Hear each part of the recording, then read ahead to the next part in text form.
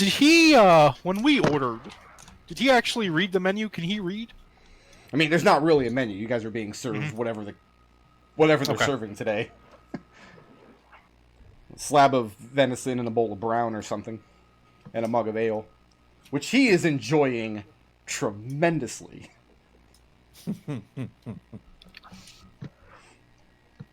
13, by the way. 13? Okay. What else do you have for these kids? I mean, one of you mentioned about the bad stuff that's going on. Do you mention the murder and the the assassination on Penniless and what happened to the Cosmic? Like, do you give them all the details or do you leave it vague? No, yeah, those are all like public knowledge, so I have no problem just telling everyone people have been dying, and as far as we can tell, they've been dying for no particular reason because they were never going to go through on the deal anyway. Okay, make a persuasion check. You can make this at advantage if more than one of you are making this point to them. Yeah, Alex will back him up. We'll fill in details. Alright, that is a 16. You kind of managed to go scared straight on these boys. And when you explain there was a ritualistic murder in Wharftown, this is tied to the attack on Percival Penniless, just a couple blocks away from you guys live. People are in real trouble over this. By the end of the meal, you can kind of see that these three men have no more desire to have any stake in this. What's Seeker's passive insight? 12. 12?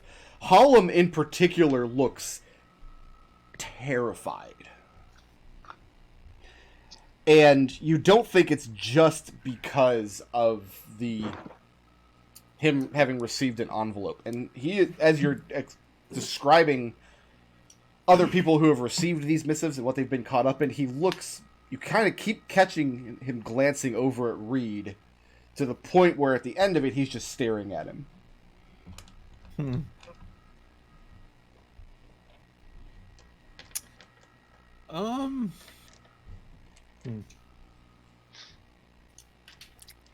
At the end of the meal, Hey, which one of these guys didn't open their envelope? Hollum, the youngest one. He's the one with the black eye.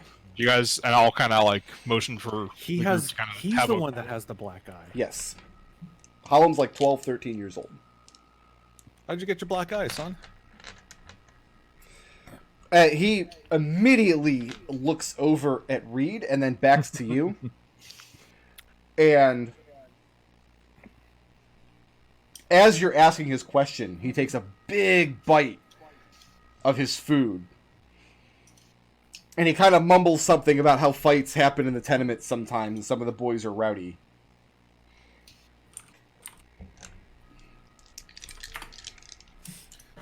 Did you stick up for him? Looking at Reed and what's the other one? The middle one? Damnley. Damnley? And Reed grins, says, he held his own. Oh. So you saw this, huh?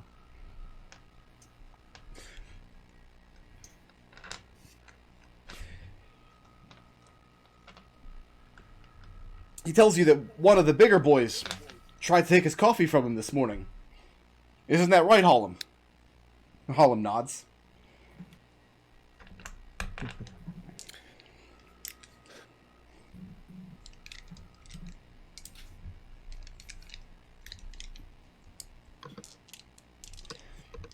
Hollum, does this boy have a name?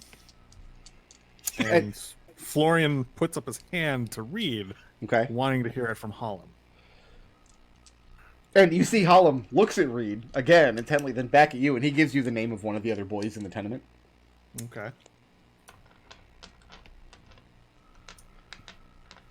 I like Jack names. or Louie or Phil or something. I'll kind of grab the other two companions, and be like, hopefully where the kids can't hear while they're eating. So we want to have Hollum try opening his envelope here and watch what happens, or?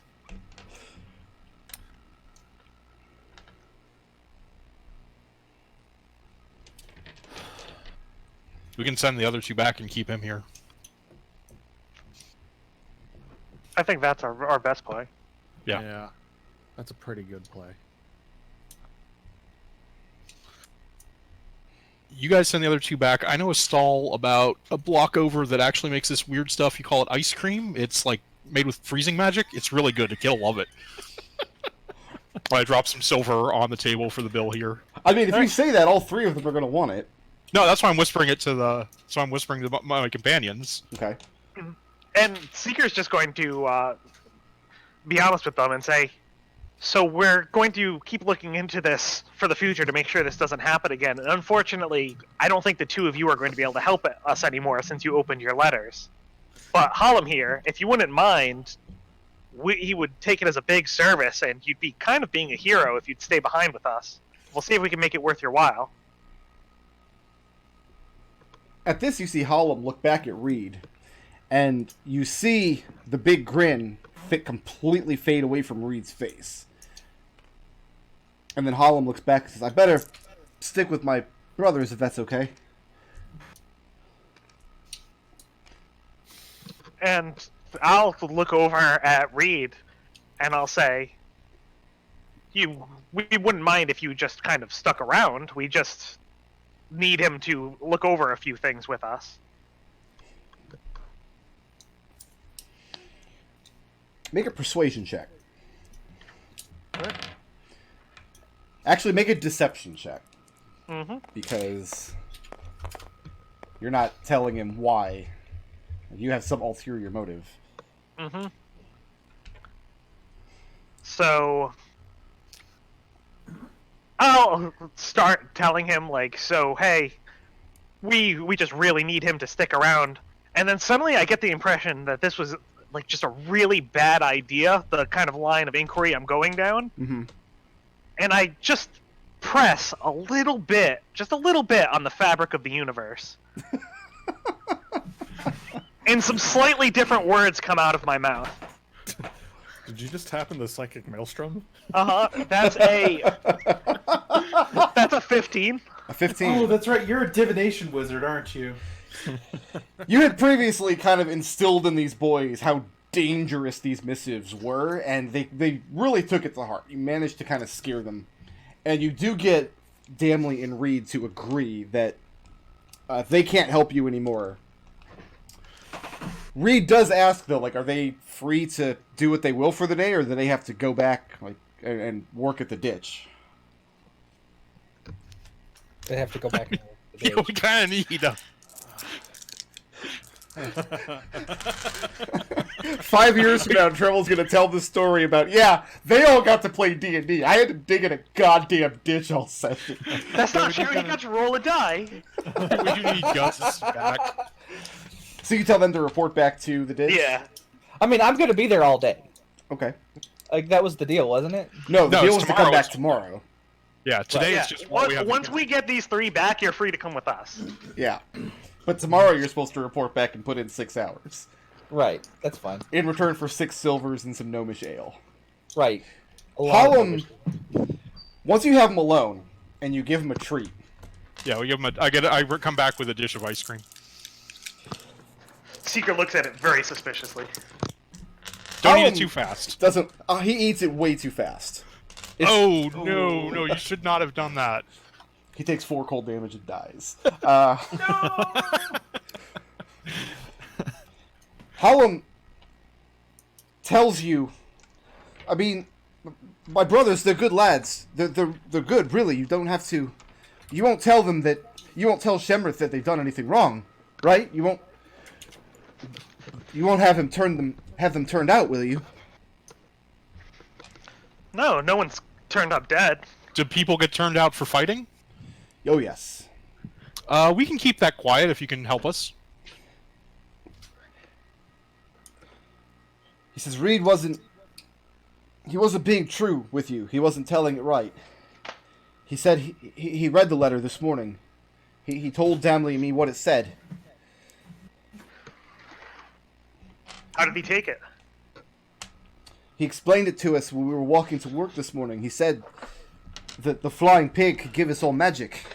that he could make us powerful, but we have to do what he asks. How did Damley respond to that? Because his envelope was opened as well. Hallam nods and said, Damley wanted to do it too, but we're not going to do it now. I tried to stop them, and they hit me and told me I had to. I had to go along, and I was going to, until you told us it was dangerous, and we're not going to do it now. You have to believe me now. I'm telling it true, he says as he's got ice cream smeared on his face.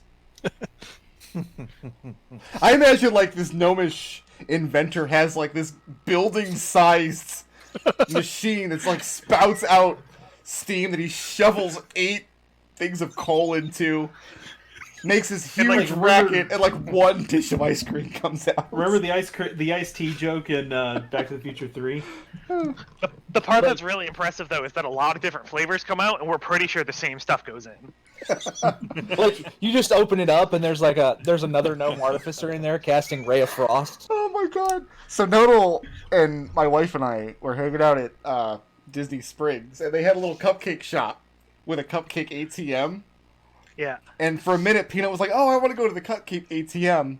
And we told her, like, well, the way it works was like a guy on the other side. You punch in your thing, and the guy makes your cupcake for you. And she's like, oh, well, I don't want to do it now. So we have this conversation within earshot of a mother and her, like, 4-year-old daughter who's at the ATM. And this mother gave us the dirtiest look. Oh, no. We just ruined the magic.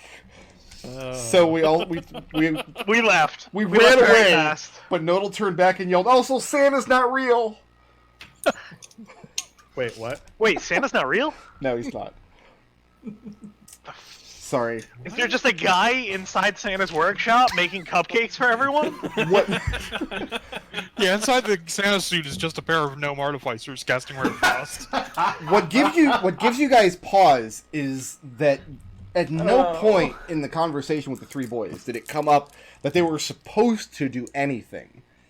And apparently, whatever they were supposed to do, Hallam was against, and the other boys beat him up in order to... He tells you this. He tells you that Reed and Damley were the ones who hit him. But he's extremely reluctant to tell you what this thing is they're supposed to do in exchange for this magic.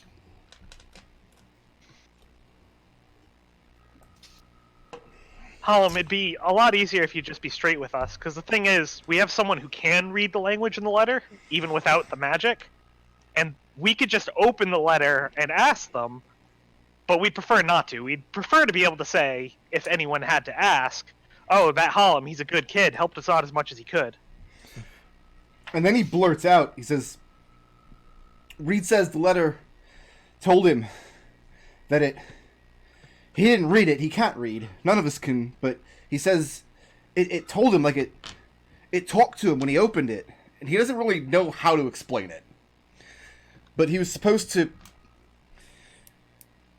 tonight, when we got back from work, after dinner, we had to sneak down to Shemrith's den, and it told us to kill old Shemrith. And we was gonna do it, but we're not going to now. But you believe us, we're not going to now. I believe you, Hallam. And he nods vigorously. And you can't tell Reed that I told, right? You're not going to tell Reed that I told. I'm not planning on talking to Reed again. Well, look at the others. You mean Lord Reed of the Orange Wax? No, Seeger does not mean Lord Reed of the Orange Wax.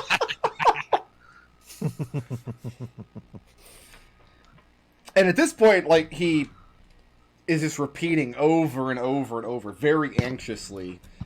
Like, to him, it's very important that all of you understand that they're not going to knife Shemrith Surefoot in his den tonight. Sure. No, I believe you. Yeah. And what do you do with the boy after this? I think we're gonna just bring him back. Okay? Yeah. The way Seeker sees it, and he's not taking the time to explain this to you two while the kid's there, but as far as he can tell, these letters knew who to send these questions or these requests to, who would be susceptible to it, and it's really just that person's fault, because these people were fine, like maybe a little mischievous people beforehand, but they weren't murderers until this person sent out the letters.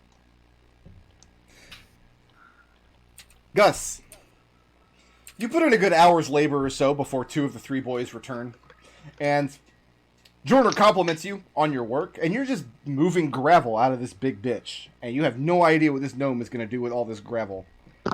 Hey, Gus. Yep. I saved you an ice cream. I got one for you, too. Score. It melts as soon as you take it near the pit. No, Don't eat it too fast. He's got Ray of Frost. He can keep it. Not cold. anymore. Wait, what? But I won't bring it too close to the pit. Ray of Frost is a cantrip. I can trade out cantrips every time I gain levels. Oh, look at you. Lucius, Hello. what are you doing? What's Big L up to? So Big the idea I came up with is that the new king is being placed by the House of Commons, and earlier in the campaign you mentioned that generally speaking, whenever a king is appointed by the House of Commons, the nobles tend to suffer. I'm looking for a group of nobility that might be out to see about how to weather this storm. It's not that the nobility is going to suffer, because usually what happens is the, let me pull up my notes here. The chairman of the Court of Commons is the one that's chosen to rise to the rank of king. And usually that chairman is a wealthy person who, while not nobility in and of themselves, have a lot of interests aligned with the nobles. And that is the case with the current chairwoman, Joni Fletcher. So most likely, Right. Joni Fletcher is raised as king and kind of business continues as usual. There would be a lot of trouble for noble houses if she wasn't selected for whatever reason, though. Like, if Percival Penniless, like, his whole thing is he wants to tear down the establishment. So you're trying to kind of take the temperature of the nobility within Dunfoss and find out if any of them have plans to weather the storm in case the worst happens? Right. Okay, and how... And during that, oh, excuse me, The hiccups. he just gave me a bagel, my husband, and yeah. Anyway, let's see here. Yeah, the idea is I'm trying to make inroads with that community. That way, I can spy out a family who might have cast this previous vote to install Juliana the First. Okay. And ask about what happened back then. And you're targeting a dwarven family? Yeah. So your goal is to find somebody who's actually alive and active 60 years ago. Yes.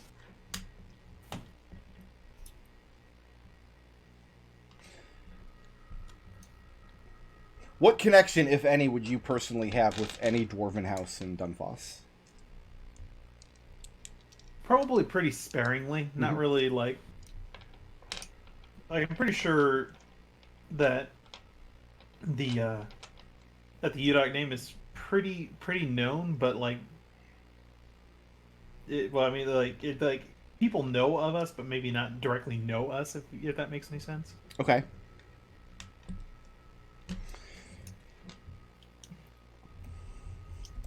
The house that comes to mind is an old dwarven house called Cisterni. And the reason it comes to mind is because, first of all, the patriarch of the house is Davtor Cisterni. And he's very, very old. He's lived... He's 200 years, if he's a day. But there was a period in time when his house attempted to do business with Keyskin weaponsmiths. Okay. Making weapons out of exotic Keyskin metals coming from their deserts. This business venture fell through, but you have some knowledge of it happening because your family is from those lands. What's his first name? Davtor. Dab. See if I can get in. See if I can get in good with him. What's your plan for getting his people to open the door and letting you in? Are you just telling them while you're there? Are you going to make up a story? Are you going to say it's a social call? How are we doing it? Social call? Break a window and sneak in? Social call. Okay. Let's not break windows. Not yet, anyway. Make a charisma check.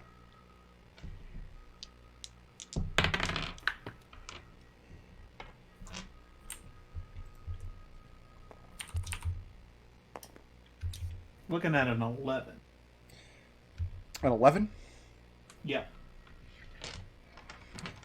Do you tell them you represent Flumph Inc.? Yes. The serving dwarf, who you meet as you stroll through the gardens, when you say that you want to speak with Davtor Cisterni, that you represent Flumph Inc., he kind of taken aback.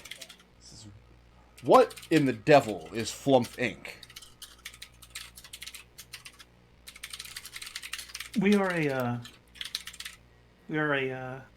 an organization of investigators that supplement the Black Jackets. Are you? So that's not actually true. Is that what you're telling him? The Black Jackets is a magic guild that does investigations into magical crimes. For those that might not be able to afford the Black Jacket services. Make a persuasion check at advantage. I'm sorry, at disadvantage.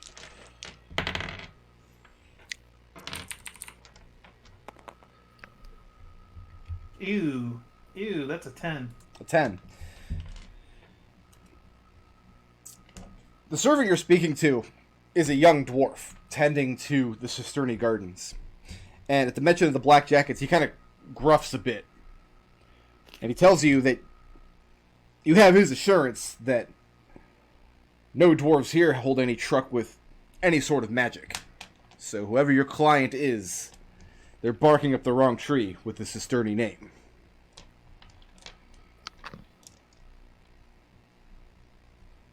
And he seems none too happy about the implication that there are Black Jackets involved.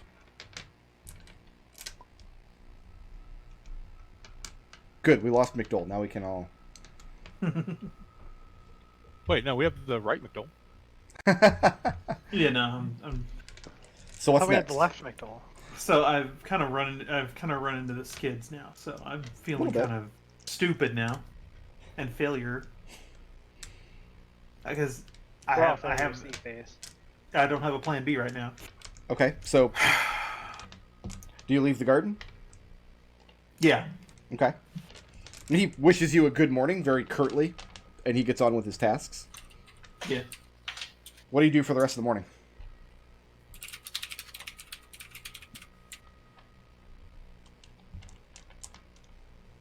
Like I said, I don't have a plan B. I will. Make your way back to the barge? Yeah. And we arrive back at the barge. Early afternoon. And you have never seen Gustavus this dirty in your life.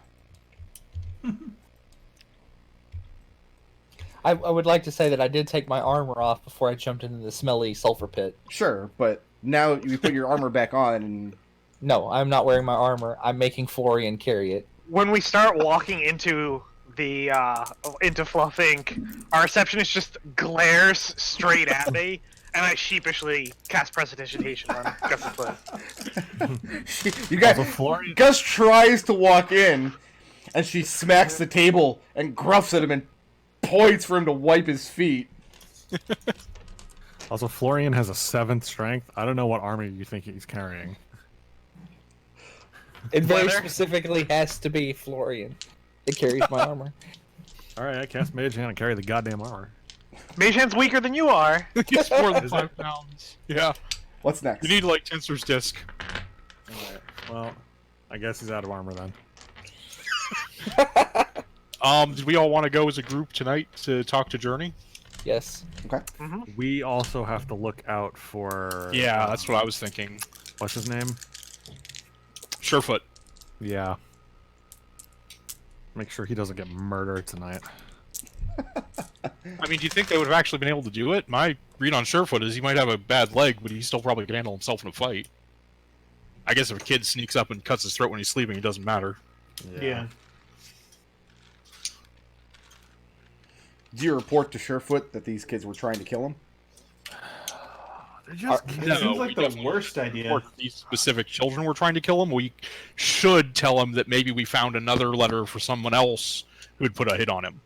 I think we should tell him that these specific letters said that to try to kill him, but the kids told us that because they didn't want to do it. Oh, They just weren't sure he would believe them. They all had already agreed to not do it. So the story you're going to give him is, so these letters told the kids to kill you tonight, but they weren't going to do it. Yes. Yeah. We scared them. Are we sure we've scared them enough? Oh, I'm sure they're scared enough to not do this, and I don't think anyone else is going to be sending them any murder letters. They might get up to some light thievery, but that's not my. I mean, I think someone should probably. He should probably have some sort of bodyguard tonight, right? Like in case there are any kids that. I mean, we got to find that goddamn halfling. And to be clear, we haven't finished our job yet. We don't know who sent these letters. No, we're not. Yeah, this isn't for the job. I mean, I also want to talk to the person who delivered the letters. I'm assuming it was that gave it to them, but you know, we got secondhand information. So, if anyone, do we want to split up, or do we want to all go to talk to Journey? No, we should all talk to Journey. Okay. Can Surefoot wait until tomorrow? No. Do you want to do it at night? Can Journey wait until tomorrow? Well, you can go give Surefoot an update this afternoon and then go speak with Journey tonight. I think that let's do sounds like a plan to us. That sounds like a plan, yeah. Okay. I am completely stumped. I ran into the skids earlier today regarding Choreo Fireblood. I don't know if does anybody have any ideas of where I might redirect my efforts, because I am completely lost now. We haven't done a lot of looking into what exactly is going on in the shallows ever since the guards all got swapped up. I wouldn't mind somebody taking a look into that, and you seem like you might have the connections.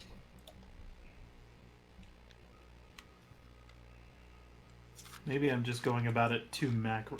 I need to lower. Maybe I need to focus my Did I come through? to a lower level. I don't know. Yeah, we heard you. Okay. Yeah. Yeah, no, I heard you. Lucius is feeling kind of a little bit like useless right now because he's not sure where to go. No, he's got that big, Not beautiful sure tail. I mean, it is big and beautiful, but He's not tailless. doesn't really help. Solving. The tail doesn't really help solve mystery. Not yet. Mystery Tale. The plan is for all 5 of you to go to the Chestnut Pie tonight and confront Journey. Yeah. Yes. Yeah. So how are we gonna play this? Are we gonna like go in there and accuse her of something? Are we gonna go in there? We're gonna be diplomatic and say we got this. This letter was supposed to go to you, but it got intercepted. And that brings up the questions of how did we get the letter? No, I think Do any of us? Do we have any idea politically if Journey would be interested in us? Like, Penniless believes Journey wanted to have him assassinated. Do we think that other people might believe that. Yeah, absolutely. I think the way we play this is we go in there and we say, hey, in the course of our investigations, we found this letter that seems to be trying to get you framed. If you want, for a reasonable fee, we could look into that for you, find out who's trying to do this. So, what I'm hearing is you guys are doing one job, and you're trying to get paid by as many people as possible for doing this one job. Yes. If it was one job, we'd be done already. We already talked to the kids. We have very reasonable rates. We've already got. Also, Yeah, we've already 20 been cents paid of multiple reasonable times rates. because this also was related to the direct. Okay. So What's your flaw again, Nodal? My flaw is It's not. We have very reasonable rates. it's not we have very reasonable rates, because that's not a flaw, that's a promise. So, my question here is, my player is completely stumped about what should be done, and I'm really looking for some suggestions. I am like, Well, we have enough information for the pawns. Like we have that squared away. Like we don't have to. We're not under the knife for that. Yeah. So If he's not going to be happy with everything we've found, then he's never going to be happy, and we're screwed. like Okay. what? So what is the term? And like what is the actual terms of default? Like what happens to us if we don't provide this He information? hauls our boat to wherever he's So- from.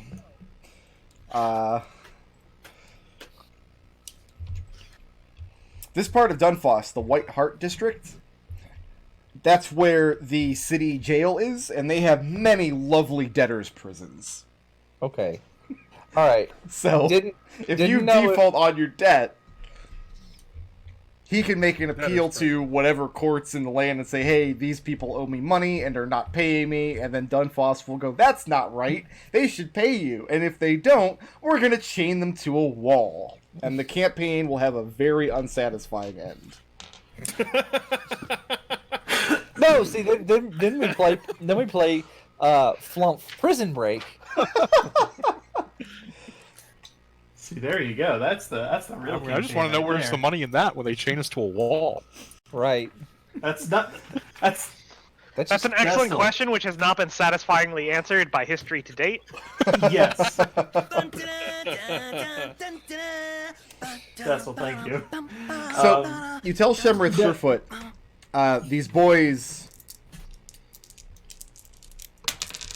Well, what is the report? Like, the boys were planning to kill you, but we made sure that they're not? No, the report is the boys were told to kill you. They didn't want to, but they didn't think you would believe them that they got this note. So we got it out of them, and like you were in danger. You were right to come to us. When you meet with Surefoot today, there's like a commons area in between the tenements that he owns.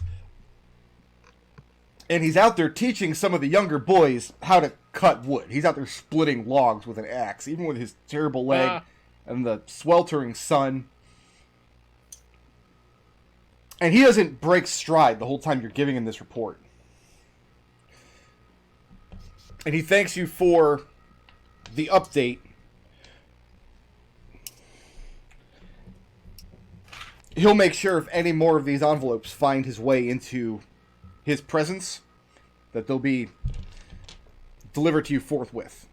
All right. And can we talk to the person who the envelopes were delivered to really quickly? I just want to verify the description of who delivered them.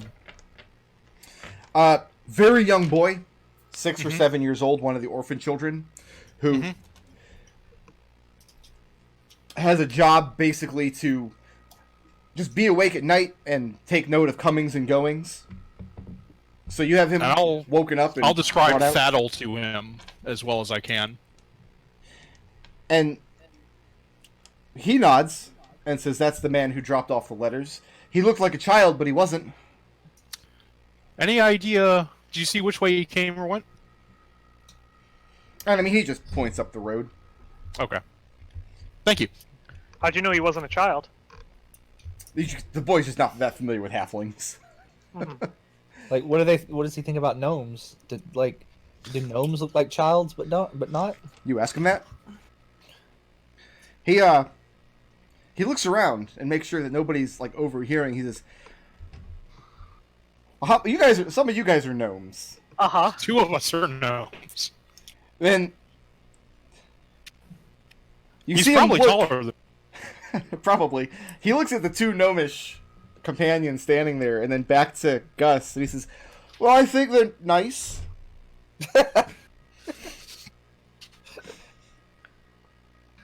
Uh-huh. And I'm gonna flip him a silver piece. It says, and say, "Good job, kid." And when you go to give him a coin, he holds up his hand and says, oh, Shemrith says we're not allowed while we live and work here. But thank you. And you can just see in his eyes that he's been trained very well to say this. All right, and I'll go, and I'll point at him and go. It says, "Come down to the barge one day. I'll buy you dinner, and then, or I'll buy you lunch someday, and I'll turn in to leave." And as you guys go to leave the commons, one of Shemrith's men, who witnessed the interaction, tells you that he'd be more than happy to take that silver piece on behalf of Shemrith and make sure it gets put to feeding and clothing these unfortunates. And then Gus says, Sorry, we already made our charitable advances this month. It would mess with our finances. sorry. He goes, you heard the man. And he doesn't say anything, but you can tell he's unhappy at the exchange. Well, I mean, like, Gus just like thinks this man is just going to take... He just wants a silver piece for himself. Make an insight check. No. Gus just thinks this man wants the silver piece for himself. Yeah, make He an has insight check. decided.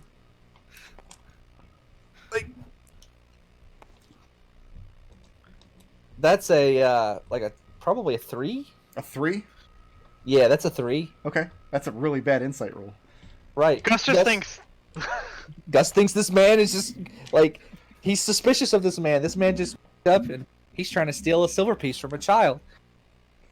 Okay. And that evening, you guys head over to the Chestnut Pie. So, hey, I'm there with you, before- Gus, by the way. Hold, Lucius?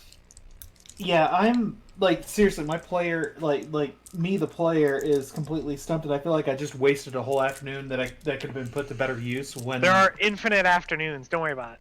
Also, don't feel bad. I've done that like 3 times this campaign. okay, Hey, ask Gus what he's doing tomorrow. Yeah. okay. Sometimes Like- in the detective business, you're just gonna hit the blinds. It happens. I'm just so Well, no, you frustrated stand right behind now. the blinds, and they make horizontal lines over your face. Yep, it's the most important part. I'm okay. sorry. I just got really frustrated for a second. Don't worry I felt about like I'm being useless. What you need to do is make sure you beat yourself up over it, really, really hard. I will. I Get will absolutely beat myself up. Like, over get it. one of those floor-to-ceiling mirrors. And make like Isaac from Castlevania. Like, stand Yeah. in front of it shirtless, like with cookie dough on your face. What is it with you and cookie dough? Cookie dough is like the quintessential symbol of nursing depression. No, I've that's got some- eating I've got peanut some- butter with a spoon out of a peanut butter jar. No, I thought I've that got- was just deliciousness. Who doesn't Okay, eat let's- peanut butter out of a jar with a spoon, I ask you? Going up to the Chestnut Pie, are you guys partaking of like the evening meal when you get there? Yes. Yeah, let's do that. Over in West Harbor. And Seeker, you had met Journey before. Uh-huh. And you've seen she's kind of taken up her position at the hearth, kind of having her philosophical conversations with those around her. And this is the scene as you guys arrive. Do you have any business here with Fireblood at all tonight? No, we are sandbagging the Ponce. Sandbagging the ponds. Yeah. Okay. The Ponce gets the bare minimum out of Gus. Go ahead and pay for your evening meal and whatever you intend to drink. How about You met with Journey. I think the PHB says I'll get it. like Thanks. a meager or a moderate meal or whatever. Seeker, you talked with Journey a little bit, but it was a couple nights ago. Uh-huh. And she greets you by your full name. And she greets you warmly. And she invites you to sit and continue your... be part of her conversation. She would be very delighted to hear your insights. What she's talking about with these people tonight is the nature of magical science. And how in her eyes it's no different from infernal magic granted by Tiefling ancestry. It's just Lucius as keeps dangerous and for the same reasons. Lucius just keeps his head down and smokes his pipe without butting in. He just does not want to hear this right now. It's between 3 and 5 silver pieces, depending on the quality. Yeah, I'll let you So, guys whatever each you wanna decide 3 and 5. Oh, Gus is going to argue with this woman. Okay. Gus is just going to like, but that's power granted by an outside source, and this is power granted. This is power earned. Like, I'm pointing at magic, power earned through study and, that kind of thing. It's like, how is that the same thing? That's like saying that having a strong sword arm is no different than infernal magic. She asks you, is it not arrogance to suggest that mortal knowledge cannot be misused? I didn't say that. A sword arm cannot cause great swaths of destruction. Your arm, strong though it may be, and she motions to your big burly demeanor. You're like still covered in gravel. And I'll laugh at her and say, "This is, ma'am. I have been on more than more than one battlefield, and I can unequivocally say that you are incorrect about a sword arm not being able to cause huge swaths of destruction." She asks you if you are willing to put your philosophy to the test. And Seeker, you've been through this song and dance before, and she has her little entourage, and they all look very pleased at what's about to happen. I don't know what I'm gonna ask her what she has in mind. She says that she has friends in town who are magicians. She says that she can arrange a small demonstration. This could be done in Broken Wall. The demonstration will go thusly. You can stand next to my magician, who is a confidant of mine. And first you can demonstrate with your sword arm and all of its prowess how high you can raise the waters of the sea up the cliffs of Broken Wall. And then we will ask the same of my companion, who is That's not what the discussion was about. The discussion was about how, and I'm going to look at her real hard, like how much destruction my sword arm can do. And she says this is exactly the point. She asks, how great a wave can your sword arm raise out of the ocean to crash into the city of Dunfoss? And then it goes, and then I'll look at her confused. Also, didn't you just say that magicians were no better than in people who truck with demons? Isn't that a thing that you said you don't? So I'm confused about your stance here. You're giving me mixed message. She motions to Seeker and says, just because I have disagreements with magicians in Dunfoss does not mean they cannot also be my friends. How loud is this conversation? Oh, I'm being very loud. Rather boisterous.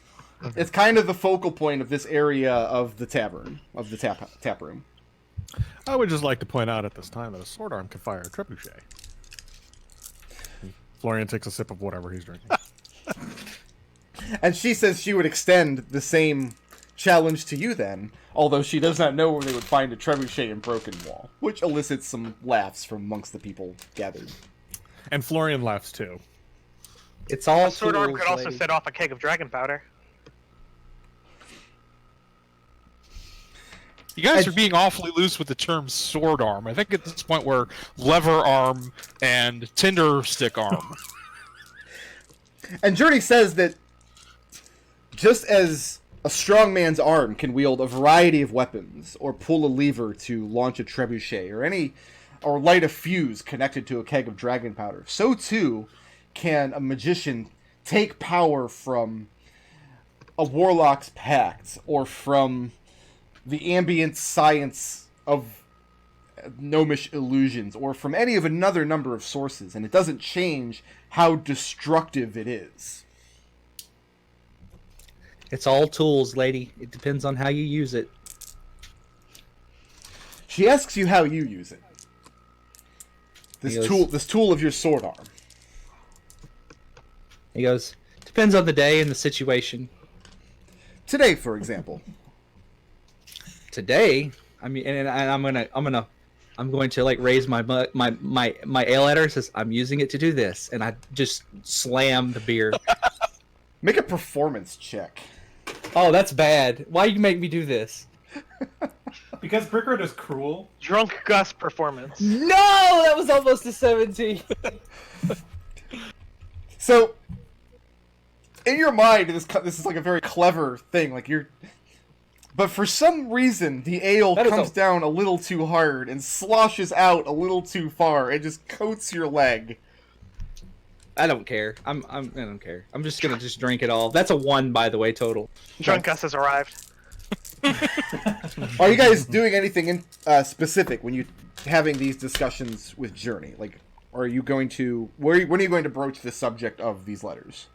Alexander's staying out of her big grandiose speeches. I was planning on broaching it like around when things were wrapping up. Okay.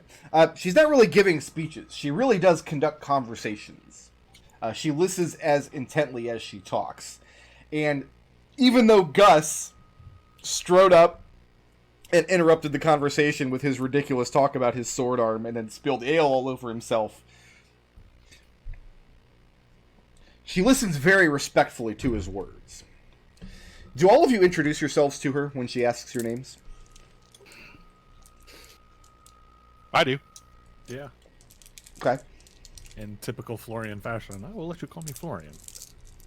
Lucius does, but tries to be as polite as possible, Okay. but not wanting to get into a whole lot because he knows this woman by reputation and by what his friends have told him, and he knows exactly how a conversation between her and him would go, and he does not want any of it. Unfortunately, you become the topic of part of the conversation. Yeah, As- that I do.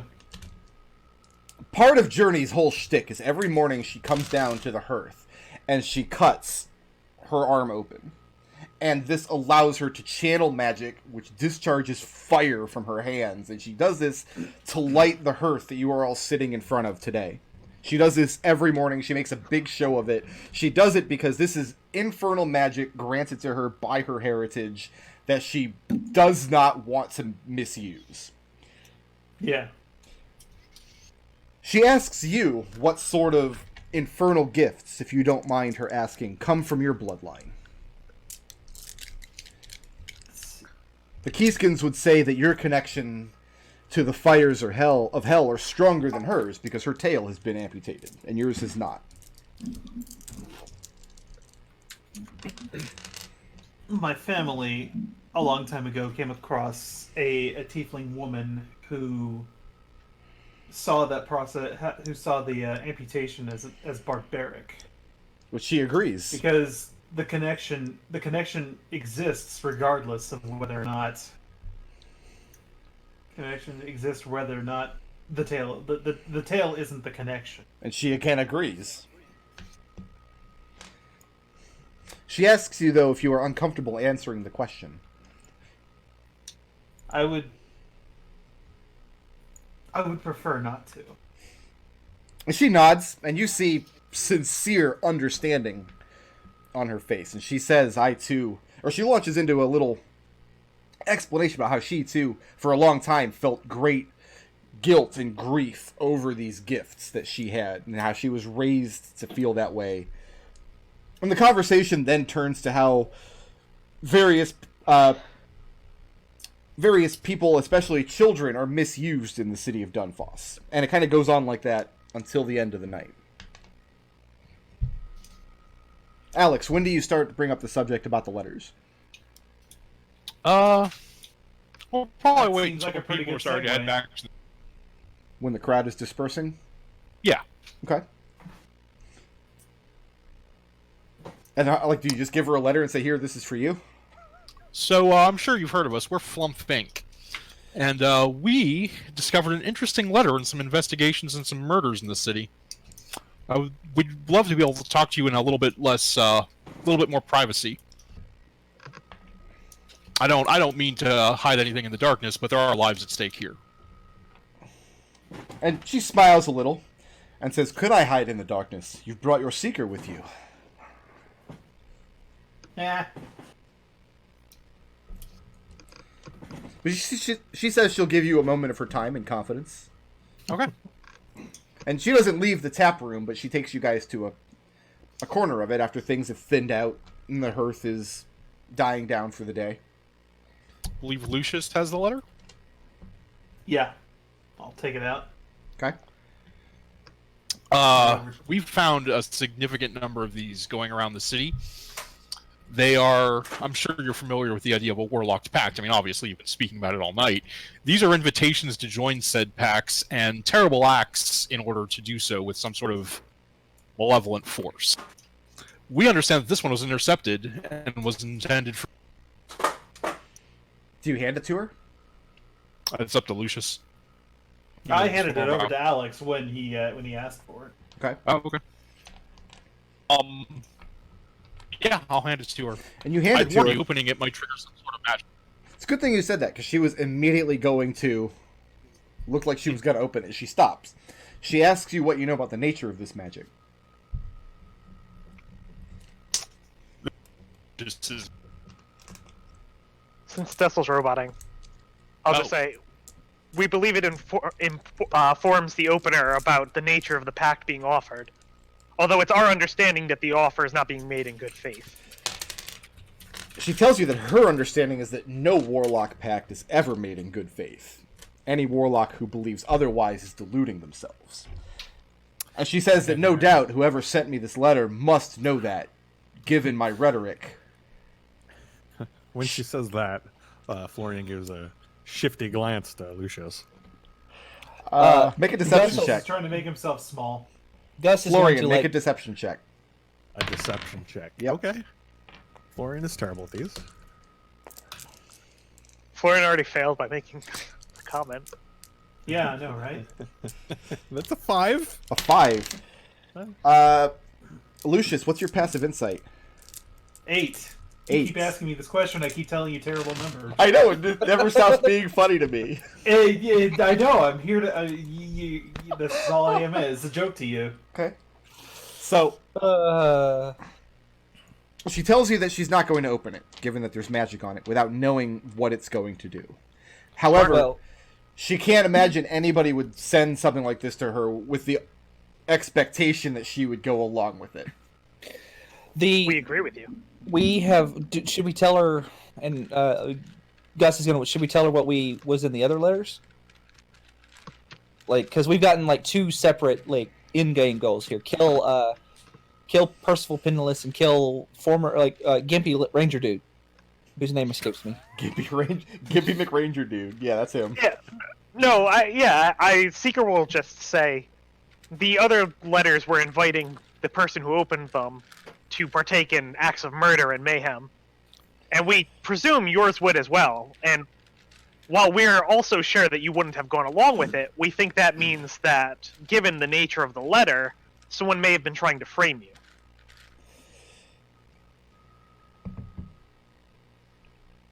She thinks about this. You can see that she's kind of lost in thought. And after a few moments, she asks you who. And the Seeker smiles at that and says, "We're not sure, and that's why we're here. We, unfortunately, have a bit of a sword above our own heads at the moment, and we don't have a lot of time to be giving out for free. And we were hoping you'd be interested enough to have us look into it for a very reasonable fee." She says if she had to make a speculation, that her immediate guess would be Percival the Penniless. Have you looked into him at all? We actually spoke to him recently, and he was sure of very much the same thing regarding you. And as far as we could tell, and we talked to liars a lot, he was genuine. Again, should we bring up the previous letters? Oh, I've already said the previous letters that someone was trying to kill Percival Penniless, and someone made the attempt.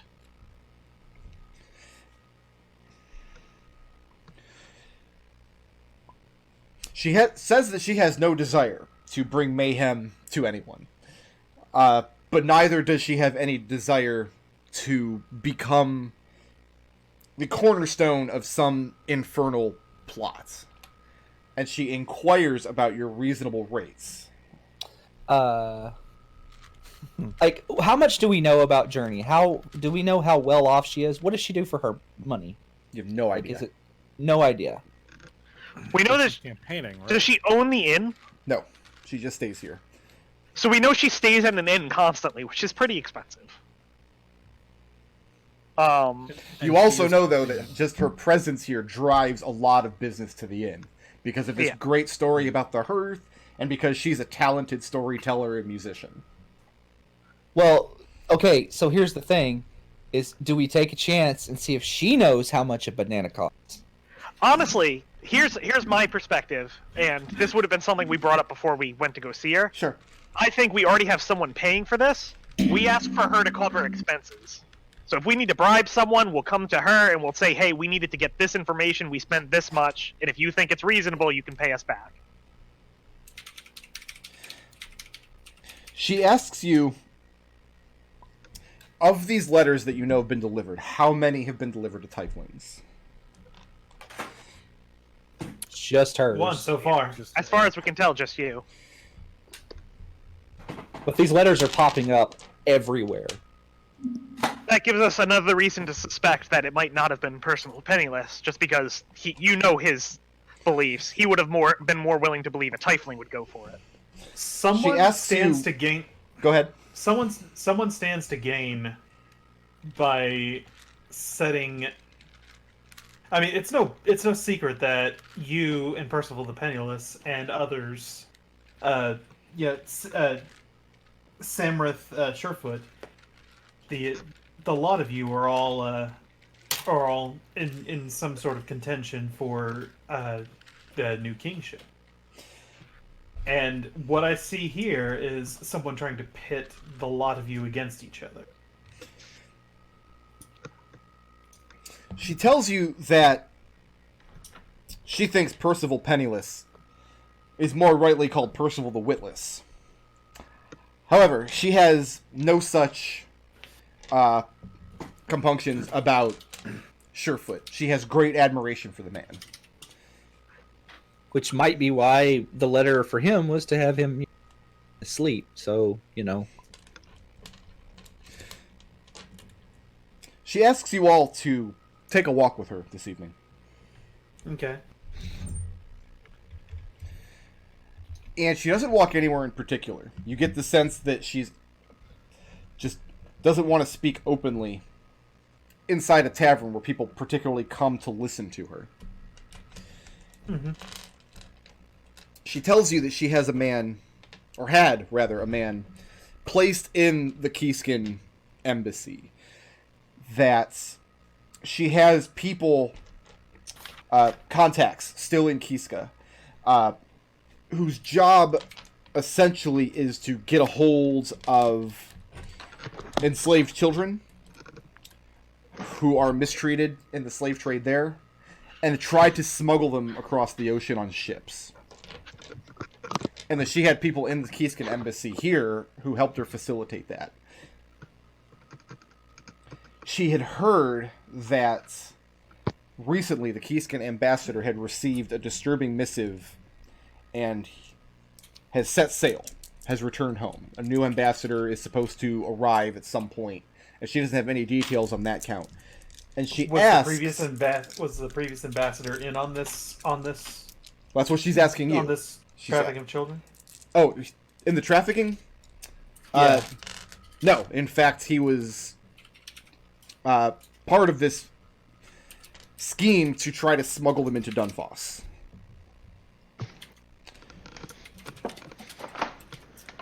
In general, being Keyskin yourself, they're probably better treated as Keyskin slaves than they would be as just orphans in Dunfoss. But Tiefling children so smuggled would also not be mutilated. Mm-hmm. She asks you if there's any chance that the ambassador or somebody in his office received one of these missives with the orange wax. It's possible, but I couldn't say for certain. We know that the... Oh, go ahead. It's something. I think I could probably find that out if given the opportunity. We know that these letters started being delivered at the exact same time, in fact, that the Keyskins made their plans to set sail.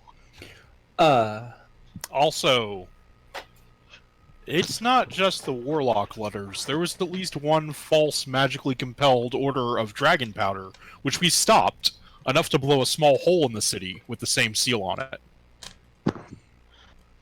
And then, like, maybe we should ask her about the gnome, too. And Gus is going to start describing the gnome, because Gus has been looking for... Yeah, the halfling. It's all... Y'all are all just short. Sorry. Sure. Slightly. Drunk Gus Shorty. is slightly racist. She stops All right. walking when you give the halfling's description. She says, I think I know this man you speak of. I've seen him in West Harbor. Everyone has. Nobody like- seems to know where he lives. I think I caught him shadowing me once or twice. I didn't think much of it. Well, all accounts say that he is where these letters are coming from. She And nods. We are. She says, I put one of my people on him. I know that he resides or reports to Broken Wall, but I'm not sure about more than that.